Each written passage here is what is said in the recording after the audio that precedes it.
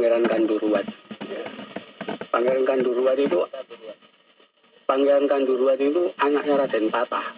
Jadi adike Sultan Trenggono dengan ibu yang asalnya dari Mojosongo, daerah Berbesana. Nah, setelah berkuasa di sini, Pangeran Kanduruan menjadi raja di Sumenep. Ya, dari makam di Astapigi sana ada makamnya Pangeran Kanduruan karena jadi raja di sana. Itu aja ya. Jadi dia bukan anaknya Trenggono tapi adiknya Trenggono. Jadi itu. Dan Mojokerto sebagai bekas kekuasaan besar Majapahit, ya, itu tetap dianggap memiliki kekuatan sebagai pusat keraton. Karena itu pasca perang pertempuran 10 November, ibu kota itu pindah ke Mojokerto. Di Mojokerto inilah pertama kali rekonstruksi tentara nasional, ya, dari PKR menjadi TRI, Tentara Republik Indonesia. Dan pertama kali di Mojokerto ini dibentuk PTRI, Polisi Tentara Republik Indonesia, yang nanti akan jadi Korps CPM. Ya, jadi dulu namanya Petri, Polisi Tentara di Mojokerto ini. Nah, ada satu hal yang wajib kita ketahui, yaitu berkaitan dengan Majapahit, tentang sejarah bikinan Belanda yang itu sudah memecah belah kita. Ya. Belanda mencetak sebuah buku judulnya Kidung Sunda tahun 1927. Di situ diceritakan bagaimana kerajaan Sunda, ya, raja dan seluruh pasukan serta keluarganya dihabisi oleh Patih Gajah Mada di Bubat. Pernah dengar perang Bubat? Itu dongeng bohong, ya, dibikin Belanda untuk mendiskreditkan Gajah Mada. Ya, jadi dulu tidak boleh ada tokoh yang dibanggakan, itu nggak boleh. Kenapa? Ini sebagai cikal bakal perlawanan terhadap kolonial. Dibikinlah naskah itu. Karena itu kalau kita cari naskah di kerajaan Sunda sana, kok nggak ada cerita perang Bubat di sana. Ya. Naskah lain nggak ada juga. Ya. Jadi nggak pernah ada. Cerita itu tidak pernah terjadi. Itu dibikin baru, karena itu kita tanya, naskah endi? Ya. Kalau ada lontarnya mana, kita uji. Dari tahun berapa. Saya udah ngomong gini ke teman-teman di sana. Ya, mereka awalnya protes. Tapi akhirnya, iya bahwa memang bikinan untuk mecah Jawa dan Sunda. Sampai sekarang di daerah Jawa Barat, tidak ada satupun nama Jalan Gajah Mada, Jalan Hayam Wuruk, Jalan Mojopahit. Nggak ada. Ya. Bikinan Belanda. Karena Belanda tidak ingin ada tokoh, karena semua orang dulu bangga dengan Gajah Mada. Ya. Dibikinlah cerita itu untuk mecah belah. Ada lagi cerita bikinan, cerita fiktif bikinan, ya, campuran antara catatan-catatan kerajaan lama, ya, kemudian diselipi cerita bohong, ya, yaitu yang dinamakan Pararaton. Pernah dengar cerita itu? Pararaton cerita tentang Ken Angrok. Nama Ken Angrok nggak pernah kita temukan kecuali di Pararaton saja. Di prasasti manapun, di naskah manapun, nggak ada nama Arok itu.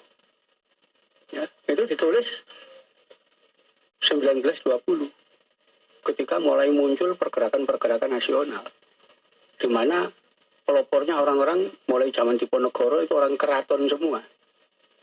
Mereka punya semangat, kita ikut turunannya wong Mojopahit, ya, lawan. Ya. Jadi zaman Diponegoro itu juga merasa bahwa leluhurnya itu keturunan dari Mojopahit, Bondan Kejawen, macam-macam itu orang dari sini. Itu mau dipatahkan oleh Belanda, jangan sampai ada perlawanan. Dibikinlah cerita Ken Angrok, ya, bahwa rojo-rojo Mojopahit yang dibanggakan wong Surakarta, wong Jogja, wong Mangkunegaran, orang-orang dari mana-mana, sebetulnya turunannya wong Singosari. Dan rojo-rojo Singosari turunannya Ken Angrok, anak haram, penjudi, maling, pemerkosa, orang yang paling jahat, ya, membunuh untuk kekuasaan. Leluhur wong ratu-ratu Jawa. Nggak ada cerita itu, nggak ada. Nama Ken Arok aja nggak ada. Ya. Yang ada pendiri dinasti, ya, itu adalah Rangga Rajasa Sang Amurwa Bumi. Kenapa? Itu ditulis oleh cucunya, ya, Seminingrat Wisnuwardana, itu Raja Singosari dalam prasasti Mula Malurung. Ya, dia sebutkan kakek saya namanya Rangga Rajasa Sang Amurwa Bumi, punya anak namanya Anusa Nata, Anusapati. Anusapati punya anak Wisnuwardana, Seminingrat. Jadi di prasasti itu disebutkan Anusapati itu anaknya Rangga Rajasa. Kok di Pararaton Anusapati anaknya Tunggul Ametung. Dari mana nama Tunggul Ametung muncul itu? Ya. Nama Tokjoyo, Ken Umang, nggak ada. Ya. Nanti kalau kita baca di Negara Kertagama juga menyebut raja pertama Singosari itu Rangga Rajasa namanya, bukan Ken Angrok. Ya. Dan dia tidak mati dibunuh orang, ya, seperti cerita Ken Arok. Nggak ada itu nama Ken Umang, nggak ada, Tunggul Ametung, nggak ada. Dongeng itu. Ya. Jadi ini kita harus meluruskan sejarah ini. Ini merusak kenapa? Yang bikin Belanda. Ya. Karena apa? Mulai muncul perlawanan, mulai perang Diponegoro sampai pergerakan nasional. Itu mereka yang bikin. Karena dibikin cerita-cerita. Nanti ada Serat Jarmo Gandul, ya, Gatul Lucu, itu ceritanya ngarang semua, menjungkir balikkan fakta yang ada. Memang disengaja. Ya, nanti kalau mau tahu, saya ada dokumen bagaimana Babat Kediri itu dibikin. Ya. Ada laporannya waktu pembikinan. Mendatangkan dukun kesurupan, lalu dukun itu kesurupan Roy Butolocoyo, dongeng dukun tadi. Dicatat, kemudian diberi, ya, penjelasan, dicetak jadi buku, diberi judul Babat Kediri. Yang merintah Belanda, ada notulensinya, catatan itu ada. Semuanya bikinan Belanda. Nah ini kita harus waspada terhadap naskah-naskah yang memecah belah, ya, di sini.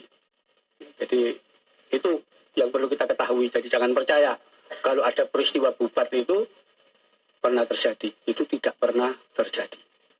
Ya. Kenapa? Loh, Raden Wijaya yang mendirikan itu wong Sunda. Ya. Dia menantunya Kertanegara. Jadi bapaknya itu kawin dengan putri Sunda sana. Mulai kecil ya di Sunda. Datang ke sini diambil menantu sama Kertanegara. Ya, gak mungkin. Wong sudah dipakai di sini itu, keluarga raja kok. Jadi itu pecah belah yang berkaitan dengan cerita-cerita tentang usaha meruntuhkan kebesaran Mojopahit, termasuk kebesaran Gajah Mada. Jadi wong Sunda itu diam-diam tanpa tahu sebabnya, hanya karena membaca itu antipati dengan Gajah Mada. Wong gak dosa, gak lapor-lapor, dibenci gitu ya. Kenapa? Karena hasutan tulisan Belanda. Saya kira itu yang bisa saya tambahkan ya. Mudah-mudahan sejarah harus diluruskan. Sudah waktunya kita begitu. Saya kira itu.